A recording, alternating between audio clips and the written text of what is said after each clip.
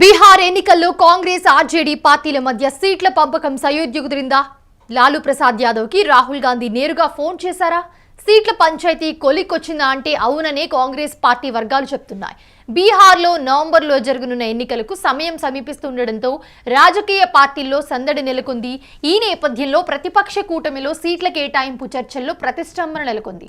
దీనిని పరిష్కరించేందుకు కాంగ్రెస్ అగ్రనేతలు రాహుల్ గాంధీ, మల్లికార్జున్ ఖర్గే గురువారం రాష్ట్రీయ జనతాదళ్ అధినేత లాలూ ప్రసాద్ యాదవ్తో నేరుగా మాట్లాడతారని ప్రచారం జరుగుతోంది. పోటీ విషయంలో ఒక ఒప్పందాన్ని ఖరారు చేయాలని ఇరు పార్టీలు లక్ష్యంగా పెట్టుకున్నాయని సమాచారం.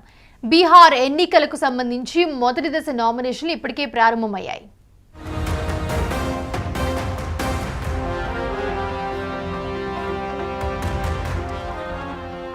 బీహార్ ఎన్నికలకు సంబంధించి మొదటి దశ నామినేషన్లు ఇప్పటికీ ప్రారంభమయ్యాయి. అయినప్పటికీ కీలక మిత్రపక్షాలైన ఆర్జేడీ, కాంగ్రెస్ మధ్య ఇంతవరకు సీట్ల కేటాయింపు విషయంలో ఏకాభిప్రాయం కుదరలేదు. తొలుత ఆర్జేడీ తన మిత్రపక్షం కాంగ్రెస్ కు 52 సీట్లు ఇచ్చింది. అయితే దానిని కాంగ్రెస్ తిరస్కరించింది. కనీసం 60 నియోజకవర్గాలు కావాలని పట్టుపట్టింది. ఈ నేపథ్యంలో రాష్ట్ర స్థాయి కాంగ్రెస్ నేతలు ఆర్జేడీ మధ్య చర్చలు నిలిచిపోయినట్లుగా సమాచారం. దీంతో రెండు పార్టీల జాతీయ నాయకత్వం సీట్లు ప్రతిష్టంభనకు తొలగించేందుకు రంగంలోకి దిగింది.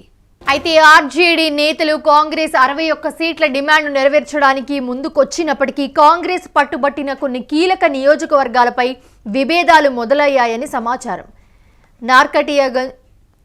నార్కటియాగంజ్, వాసిలీగంజ్, కవాల్గవ్ స్థానాల్లో పోటీ విషయంలో ఆర్జేడీ, కాంగ్రెస్ మధ్య ఏకాభిప్రాయం కుదరలేదని తెలుస్తోంది.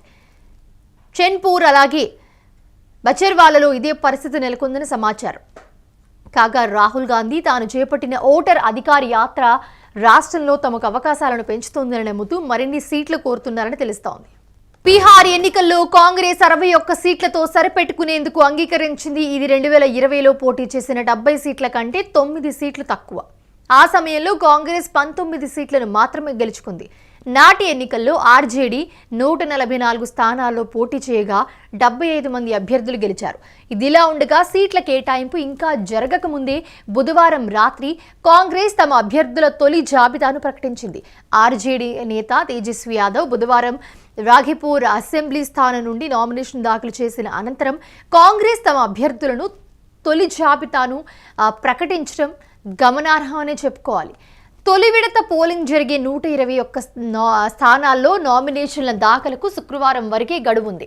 ఈ నేపథ్యంలో వాటి వరకు సీట్ల పంపకాలను పూర్తి చేసుకుని అభ్యర్థులను ప్రకటించాల్సిన అవసరంపై రాహుల్ చర్చించారు. గత రాత్రి 48 మంది అభ్యర్థుల్ని కాంగ్రెస్ ప్రకటించింది. ఆర్జేడీ అధ్యక్షుడు లాలూ ప్రసాద్ కూడా తన నివాసం నుంచి టికెట్ల పంపిణీని ముమ్మరం చేశారు. కూటమి ఉమ్మడి జాబితా మాత్రం తయారు కాలేదు. మహాగఠబంధన్ నుంచి వికాస్శీల్ ఇన్సాన్ పార్టీ విఐపి దాదాపు బయటకు వచ్చేసినట్లే అని ప్రచారం జరుగుతోంది. బీజేపీ ప్రచారాన్ని ముమ్మరం చేసింది. ఒక పక్క కేంద్ర మంత్రి అమిత్ షా, పలు రాష్ట్రాల ముఖ్యమంత్రులు బీహార్లోనే ఉన్నారు. తమ కూటమి ముఖ్యమంత్రి అభ్యర్థి ఎవరనేది ఎన్నికల తర్వాత నిర్ణయిస్తామని చెప్పి అమిత్ షా చెప్పారు. నితీష్ నేతృత్వంలో తాము ఎన్నికల ప్రచారం చేస్తున్నాము అన్నారు. లాలూ పెద్ద కుమారుడు తేజ్ ప్రతాప్ యాదవ్ మహువా స్థానం నుంచి తన సొంత పార్టీ జనశక్తి జనతాదళ్ తరపున నామినేషన్ వేశారు. నానమ్మ ఫోటోను చేత పట్టుకుని పత్రాలు సమర్పించారు.